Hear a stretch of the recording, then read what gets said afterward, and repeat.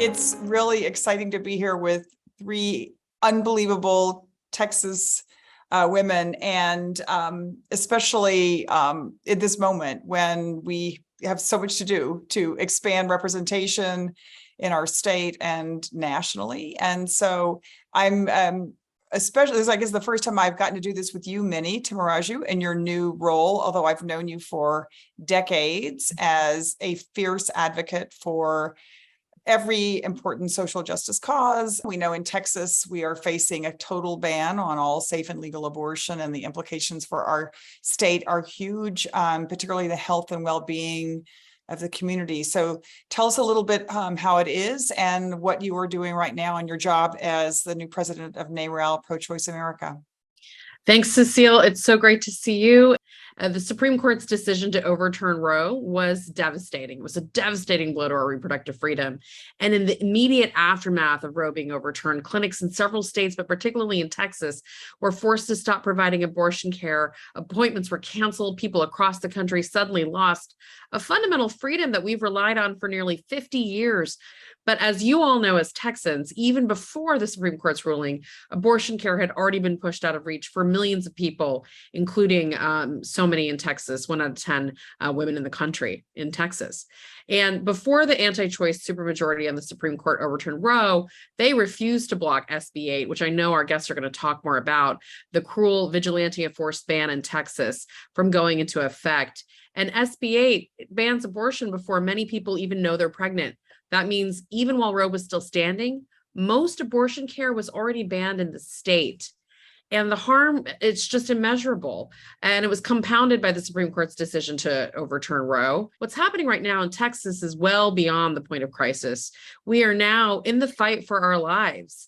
And we know that this assault on our freedom is most harmful to people who are already marginalized, immigrants, people like us, who are most affected, women of color. And new analysis from our partners, the National Partnership for Women and Families, have found state abortion bans could harm nearly 15 million women of color. And of that number, Latinas make up the largest group of women who will be harmed at a horrific 6.5 million. And what's happening in Texas is outrageous, and it breaks my heart for many reasons. One, I grew up in Sugar Land, and I care deeply about this state and the people in my family who call it home. But two, I know, and you know, that these extreme bans, they harm women of color like me, and we're going to suffer the most. As I mentioned earlier, I'm from the Rio Grande Valley. I come from a predominantly Latino region of the state. I think the electorate is around 85 or more % Latino. And there is this myth that Latinos are very conservative and that abortion does not go well over in our communities. That's, not been my experience. I grew up in a pro-choice Catholic household. But the best example I have of this is that last year around this time, there was a city ordinance proposed in the city of Edinburgh here in South Texas that was very much like the 6-week abortion ban, bounty hunter scheme that we saw work on the statewide level. And activists and individuals from the city of Edinburgh and across South Texas came together and they defeated that ordinance. That's the kind of power I am seeing in this state, and it is coming from the most unexpected places.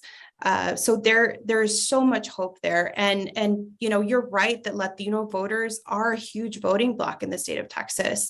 So it's really, representation does matter. I'm the first Latina to ever be nominated by a major party to be the nominee for Attorney General. It's a huge honor, but I also recognize how much life experience I bring with me to the table in terms of understanding, the region I come from, poverty, and all these issues, and how we can go about addressing things and making things better for people, because that's what public service is. It's supposed to be serving the people of Texas. Right after the ruling that overturned Roe v. Wade, I went to a rally here in Harris County. It was in downtown Houston, and there were thousands of people on, 95-degree day with sky-high humidity. And it was, high noon, but there were people from all walks of life, and they were so focused. And of course they were angry, but they were past that. They were at the action stage. And look, if people didn't think that we could change things, they wouldn't be coming after us, after me, in the way that they are.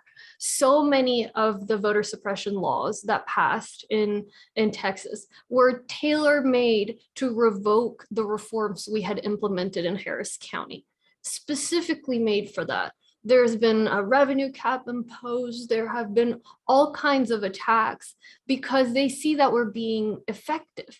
And this decision, while tragic, the silver lining, so to speak, is it moved people out of complacency. I think for a long time, folks like you and Mimi had been saying, we can't just accept the right to an abortion and assume that it's always going to be there. We have to keep fighting for it. And unfortunately, it took this for folks to realize that truly. But now that it's happened, we're ready to fight. Thanks to Latina Victory for bringing us all together and allowing us to do this great work intersectionally across communities. It's so important. It's how we're going to win. Makes me proud to be a Texan. Thank you all so much. And we'll see you on the campaign trail.